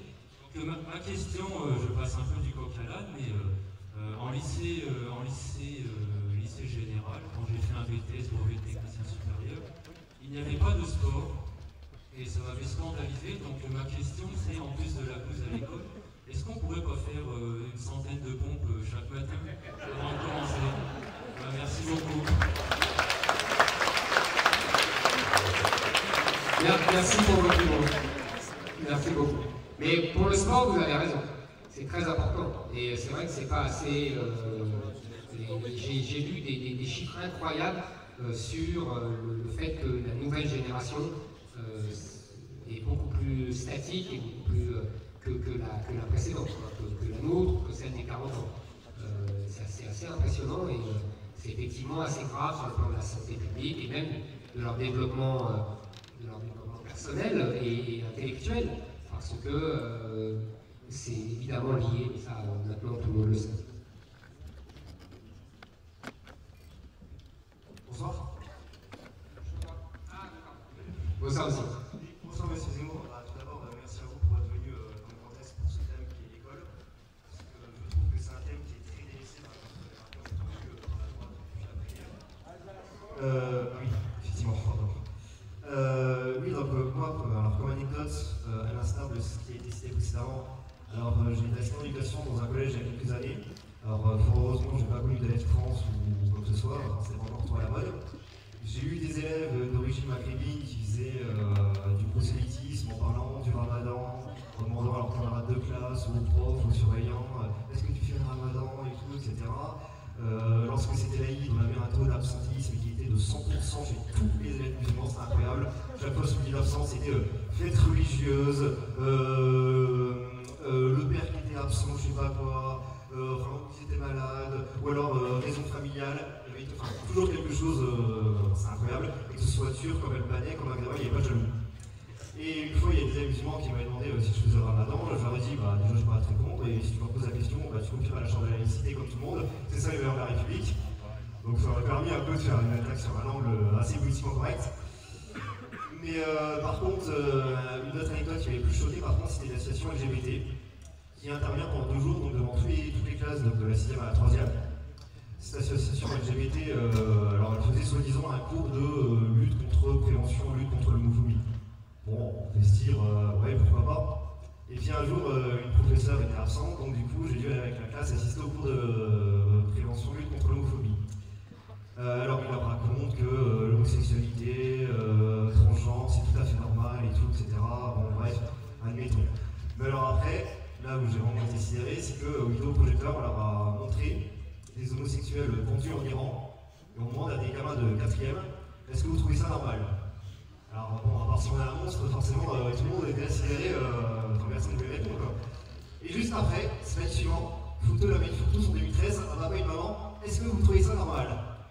Et puis après, on leur dit, parce que la PMA n'était pas encore légalisée, on leur a dit, oui, vous savez, c'est à l'époque des manifestations contre l'ouverture du mariage aux couples de même genre, parce qu'il ne faut surtout pas dire sexe, évidemment. Et après, on leur dit, c'était même sidérant, parce que, faut faire presque nous, parce qu'ils leur disent, oui, donc, est-ce que vous trouvez ça normal? Les gamins, ils n'avaient pas d'avis, puis c'était les jeunes, on l'avait fait tous. Et après, on leur dit, oui, actuellement, on est en discussion sur la PMA, la GPA, bon, les gars, on ne sait pas ce que ça veut dire, bref.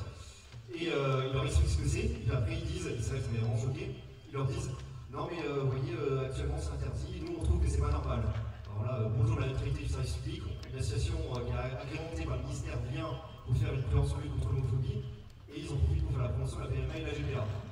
Et j'en conclurai là-dessus, anecdote, cette association LGBT-là va faire l'objet d'une subvention de la mairie de Metz et des Républicains pour 1 000 € la semaine prochaine. Merci, monsieur. Bonsoir, monsieur Zemmour. Alors, Je vois pas. j'ai été enseignante et je voudrais simplement souligner une petite anecdote. J'étais également dans un conseil d'administration d'une association et notre secrétaire, c'était une institutrice. Et lorsqu'elle nous rendait les comptes rendus, il y avait une faute par mot. Et donc, j'entends bien ce que vous dites, il faut refonder l'école. Mais il faut aussi refonder l'éducation et l'instruction des enseignants. Mais bien sûr, bien sûr.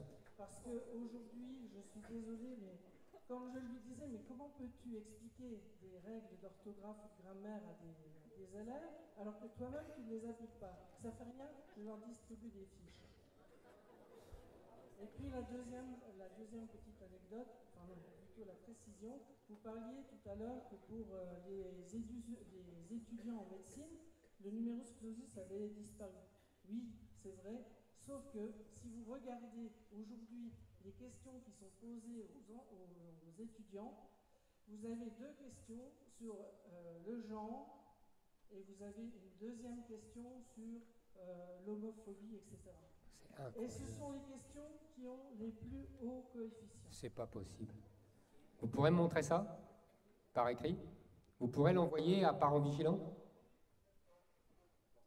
C'est incroyable.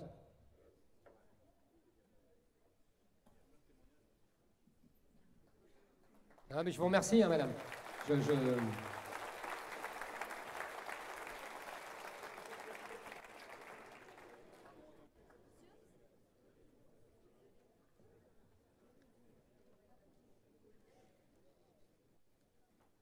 Bonsoir, Alex Zemmour, je suis actuellement étudiante et j'avais une question pour vous. Lors de votre prise de parole, vous nous avez fait comprendre que les écoles privées faisaient perdurer le savoir et la manière d'apprendre de nos parents et de nos grands-parents. Mais alors pourquoi les écoles privées qui se revendiquent catholiques, le catholicisme n'est plus enseigné, les cours de religion ne sont plus centrés sur le christianisme, nous assistons plus aux messes le matin, les messes de fête non plus, et pas de poisson le vendredi midi. Ah ben là, il faut demander ça à l'épiscopat et à l'Église de France. Moi, je parlais des méthodes scolaires. Je ne parlais pas de l'enseignement religieux, etc. Ça, c'est la responsabilité de l'épiscopat français. Et Je suis allée justement demander à la directrice de mon établissement et elle m'a dit que c'était au nom de tous et du fait qu'il y avait des personnes qui ne partageaient pas forcément la même religion. Oui, j'avais deviné. J'avais deviné sa réponse, mais sinon, il faut pas faire d'école catholique.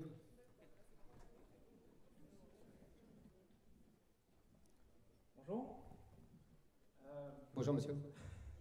Donc, j'étais apprenti boulanger il y a quelques mois de cela. Et il y a bien longtemps, j'étais au collège. Et avant d'arriver à ce stade-là, personne m'a montré ce métier. Parce que vous avez parlé beaucoup de baccalauréat, mais pas beaucoup de métiers professionnels. Vous avez tout à fait raison. Et en fait, personne ne montre le métier professionnel, de l'artisanat et tout ça. On laisse complètement ça de côté et on parle que de lycée, baccalauréat, université, etc. Vous avez tout à fait raison, monsieur. Merci. Et j'aimerais savoir maintenant, est-ce que, par exemple, on ne pourrait pas faire que, par exemple, des gens du métier aillent maintenant dans les collèges montrer leur métier est-ce que ça serait peut-être une possibilité? Vous avez tout à fait raison et je vous remercie de poser cette question parce que j'ai fait évidemment une histoire de l'enseignement général et vous avez vu à un moment, je dis quand même il faut développer l'enseignement professionnel, etc., en particulier industriel. Et dans la campagne présidentielle, j'avais proposé que dès la 5e, on nous présente les métiers manuels, etc. Et que dès la 4e, on pouvait s'orienter vers ces enseignements professionnels. Donc je suis tout à fait d'accord avec vous, il faut avancer cela. Il y a beaucoup d'enfants qui seraient beaucoup plus doués dans ces matières-là, dans ces domaines-là, pardon, et qu'il faut absolument développer, surtout au moment où on a, je crois, 400 000 offres d'emploi non pourvues. C'est complètement fou. Donc je suis tout à fait d'accord avec vous.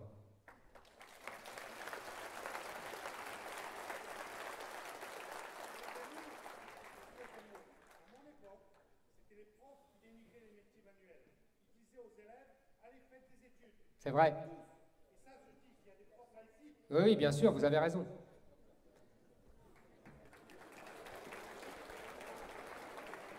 Mais vous savez,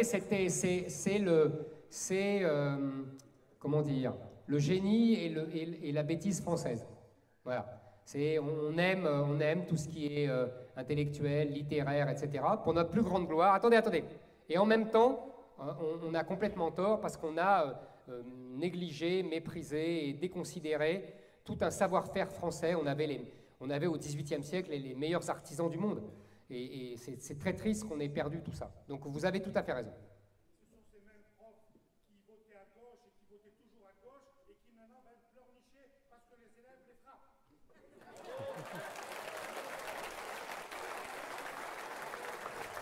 Malheureusement, vous n'avez pas tort.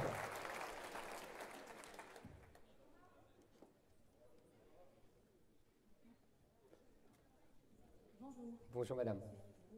Je suis enseignante dans un lycée agricole.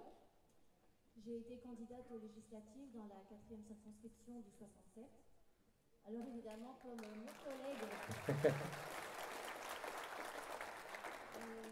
j'ai également subi une certaine pression à un moment donné à la fin de l'année, lorsque je suis revenue au lycée. J'avais un compte Twitter que j'alimentais beaucoup et j'avais pris un autre nom pour éviter les représailles, parce que je craignais étant contractuelle. Alors, j'avoue qu'aujourd'hui, j'ai la chance d'être dans un lycée agricole à taille humaine, dans une petite ville, ce qui fait qu'il y a une très bonne ambiance. La direction m'a, entre guillemets, fait comprendre qu'il fallait que je fasse attention, etc. Et quand j'ai su que tous les élèves avaient appris par une professeure très bien intentionnée ce que je faisais, j'ai dû supprimer mon compte pour éviter d'avoir notamment les syndicats sur le dos ou les parents d'élèves.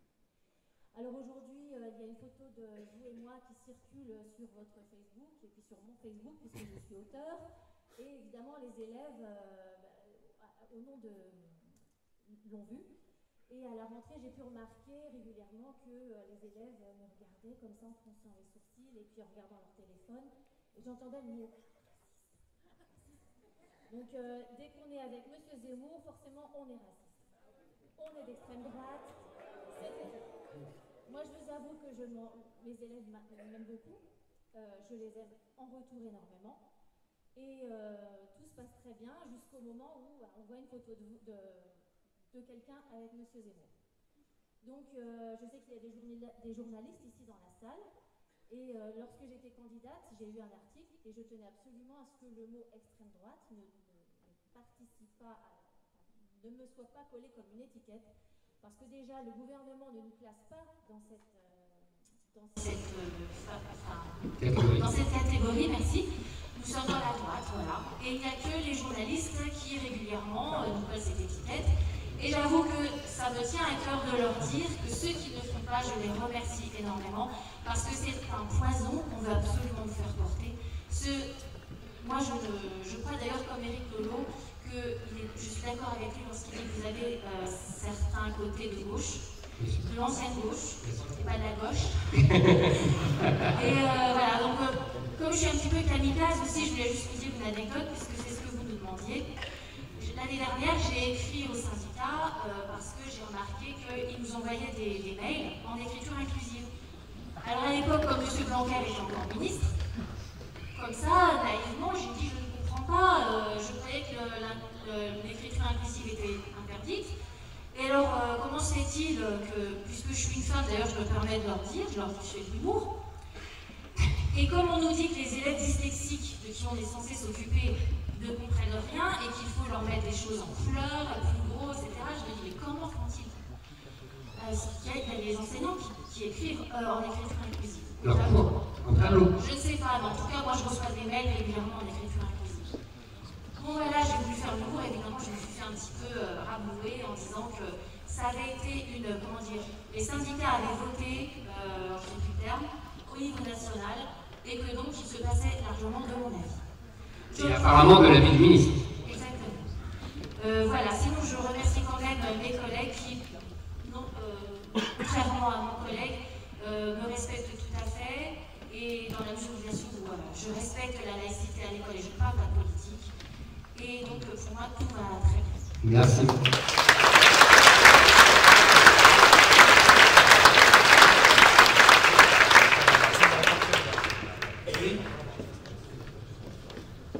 Allô? Ici? Ah, je vous vois. En blanc. Oui, en blanc. Pour montrer que ni de droite ni de gauche, je suis français. Voilà. Le drapeau français. Le drapeau de la monarchie française. Et il nous manque la fleur de lys.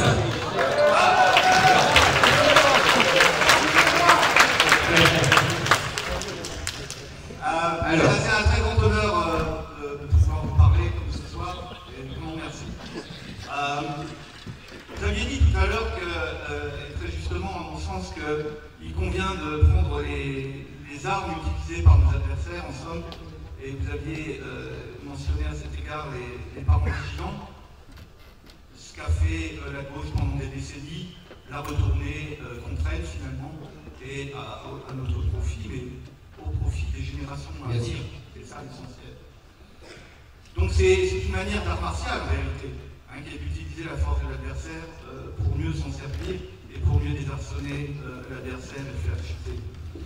Et à ce titre, je crois qu'il y a aussi une expérience très importante qui peut être tirée de l'histoire politique d'après-guerre, disons, qui est celle du Parti communiste. Car le Parti communiste n'a eu de cesse d'utiliser la société civile, finalement, à travers un ensemble de réseaux d'associations, de groupes, de syndicats, bien entendu, pour infiltrer la société civile et la travailler en quelque sorte de l'intérieur, au-delà du message purement politique que pouvaient adresser les dirigeants. Alors on pense évidemment au cercle Léo Lagrange, aux jeunesses communistes, dans le domaine plus caritatif au Secours populaire français, par exemple. Donc ça donne une très bonne image de la politique, parce qu'évidemment c'est un travail de terrain auprès des gens, auprès de tout le monde, politisé et non politisé d'ailleurs. Donc c'est vraiment un travail très utile. Et là je me demande, pour revenir à notre domaine qui est celui de l'éducation, mais peut-être au-delà de l'éducation, de la culture en général, de la culture française, car l'instruction n'est jamais finalement qu'un vecteur, une partie de la culture d'une nation. Je me demande s'il ne conviendrait pas de réfléchir précisément à la Constitution, un peu à l'instar de ce qu'avait fait le PCF, à des associations précisément, de diffusion de la culture, de soutien de la culture française. Et là, évidemment, je sonde aussi à ce qu'avait fait Michel Onfray à travers son université populaire, qui avait eu un succès extraordinaire, qui avait dépassé de très loin les ambitions de son promoteur, et effectivement, qui avait diffusé, j'écoutais sur France Culture à ce moment-là, parce que c'était rapporté sur France Culture l'été, et c'était fantastique, parce que c'était une autre vision que celle que fournissait l'université française, avec toute sa gangue idéologique, n'est-ce pas? Et je me demande si on ne pourrait pas s'en inspirer à notre niveau. Nous avons la chance d'avoir des profs avec nous, qui est un groupe qui est formidable, qui est merveilleux, moi je me suis sur Twitter par exemple, et ils sont vraiment géniaux. Et ils sont tellement à contre-courant, ils sont tellement courageux, parce que précisément, ils sont tellement à contre-courant de la doxa dans laquelle ils baignent, n'est-ce pas? Et dans cette pression terrible qui leur est mise sur le dos, que moi j'ai trouvé un courage extraordinaire. Et je suis très persuadé qu'ils seraient très heureux de relayer et de dupliquer, et, dans le cadre de l'université populaire, ou de cours de soutien aux enfants par exemple. Et évidemment, avec les moyens modernes que l'on a de cours en distanciel, je crois que c'est quelque chose qui pourrait être envisagé. Non mais c'est C'est une très bonne idée, monsieur. Vous voyez, d'ailleurs, on est coordonnés, si j'ose dire, puisque cette réunion aujourd'hui est la première du genre, et c'est exactement avec l'objectif que vous avez indiqué. C'est effectivement pour réfléchir ensemble et pour se former ensemble et pour acquérir un discours et une pensée en opposition avec celle de la doxa dominante. Donc vous avez tout à fait raison et toutes les initiatives seront bonnes à prendre. Merci. Merci à vous.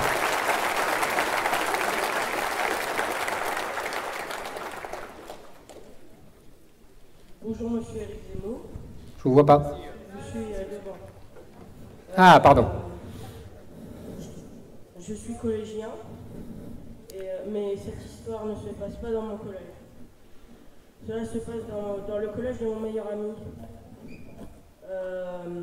Elle est très courte, l'anecdote, vraiment.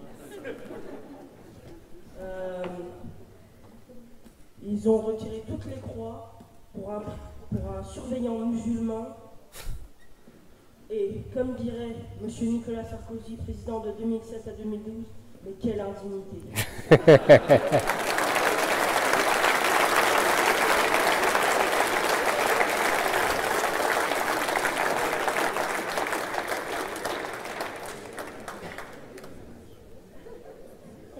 Alors, une dernière?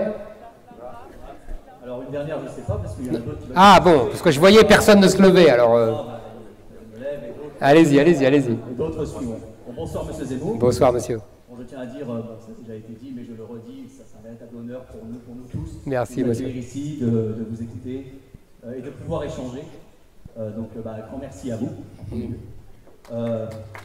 Merci.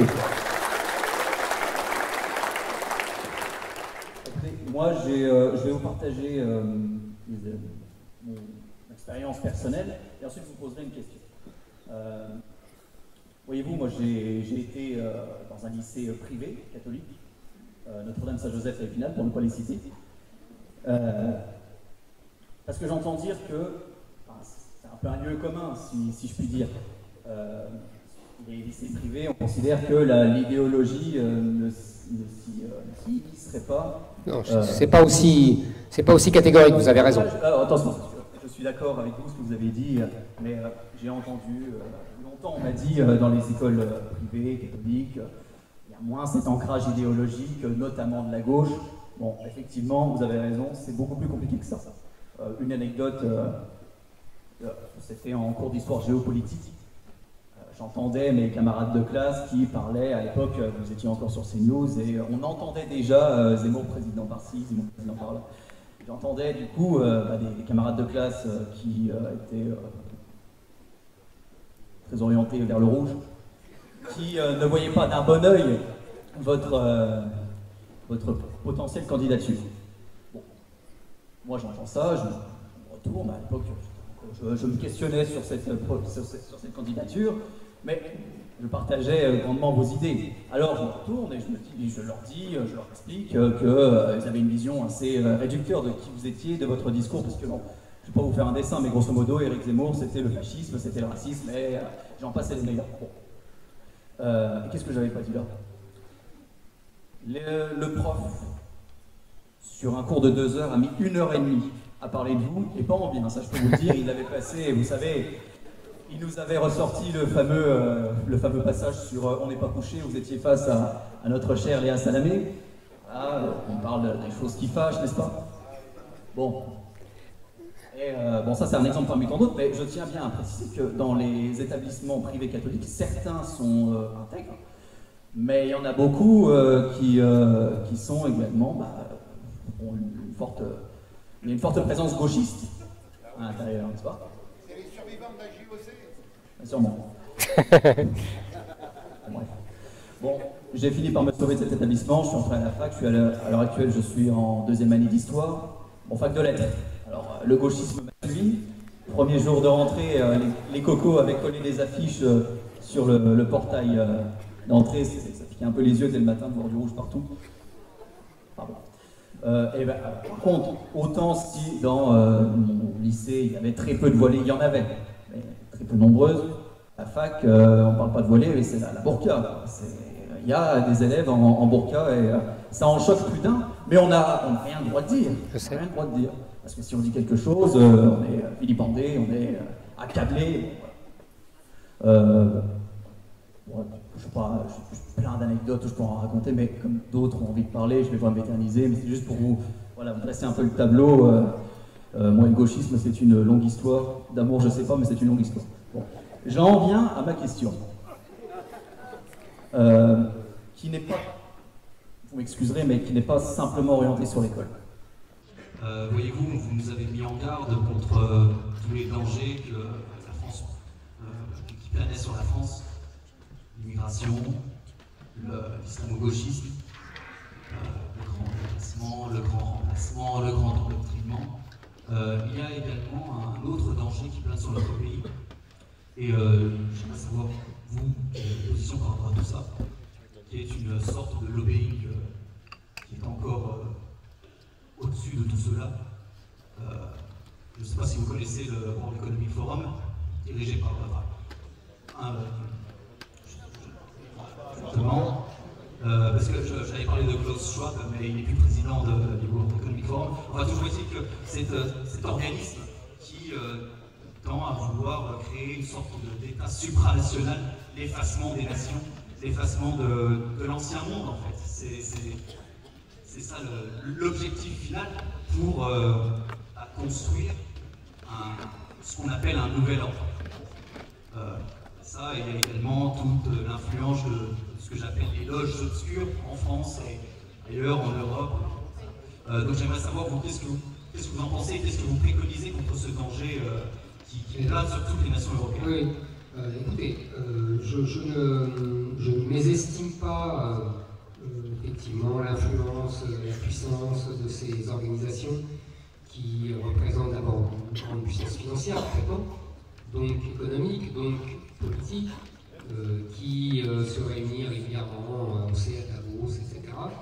Maintenant, je voudrais distinguer, si vous voulez, entre, vous avez tout à fait raison, une idéologie mondialiste, antinationale, etc., et une critique, pour reprendre vos termes gauchistes, de l'économie de marché. Je pense que nous devons marcher sur, c'est le cas de le dire, sur une ligne de crête qui est effectivement, vous avez tout à fait raison, refuser le refus, la volonté de détruire les nations, de détruire leur souveraineté et de détruire tout simplement leur identité. Ça, on doit évidemment combattre ça, et on doit combattre ça quand même quand ça vient d'organisations économiques globalisées, etc. Et en revanche, ne pas tomber dans une espèce de socialisme, vous voyez, de discours à bon compte, anti-entreprise, même anti-riche, etc. Je pense que la spécificité et l'originalité de Reconquête, c'est d'être exactement sur cette ligne de crête. Et je pense que c'est notre originalité dans tout le paysage politique français. Merci beaucoup. On va passer à une dernière question et après, Éric Zemmour pourra continuer d'échanger avec vous lors de l'apéro. Vous pouvez tous prendre l'apéro juste après. Donc une dernière question, un dernier témoignage et après, on va passer à la suite. Je suis vraiment désolé. Alors, toute petite, parce que le temps nous est compté. Non mais il y a beaucoup trop de mains qui se lèvent.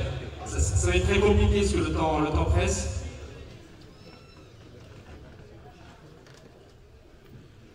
Je vous entends pas, madame. Alors, madame, excusez-moi, désolé pour les autres, c'est toujours un peu frustrant, mais...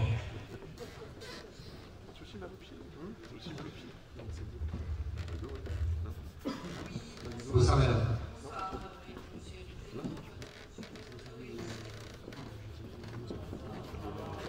Législative pour la deuxième circonscription en Saône, ce que je voulais dire à Alain qui a parlé tout à l'heure des écoles catholiques où il n'y avait plus de messe. Moi, j'ai mis mon fils dans une école catholique privée où il y avait la messe tous les matins à 7h, une leçon de morale. Et elle est à gauche, elle est à l'EPLSA. Il y a beaucoup d'écoles comme ça qui sont premièrement, comment pourrais-je vous dire, salies parce qu'on raconte partout que chez les prêtres il n'y a que des pédophiles. Donc c'est des écoles qui ont énormément de mal à suivre, qui soutiennent M. Zemmour à 100%, puisque je fais la kermesse tous les ans à cette école, donc je sais qu'ils vous soutiennent à 100%, et que c'est une école qui préserve la France, qui préserve la beauté de la France, qui raconte la véritable histoire de France, et qui sont complètement délaissés, qui sont perturbés tous les ans par ceux qui viennent vérifier si les escaliers sont à la bonne hauteur, si les élèves sont bien rangés, enfin, donc ça existe, madame, et je pense que vous avez ouvert, monsieur Zemmour, la voie à des gens, ouvert le cœur de tous les Français. Maintenant, il faut ouvrir leur réseau, il faut qu'on se batte avec vous, et moi je suis avec vous jusqu'au bout. Et les grands-parents vigilants aussi. Parce que merci beaucoup. Bravo. Merci à vous.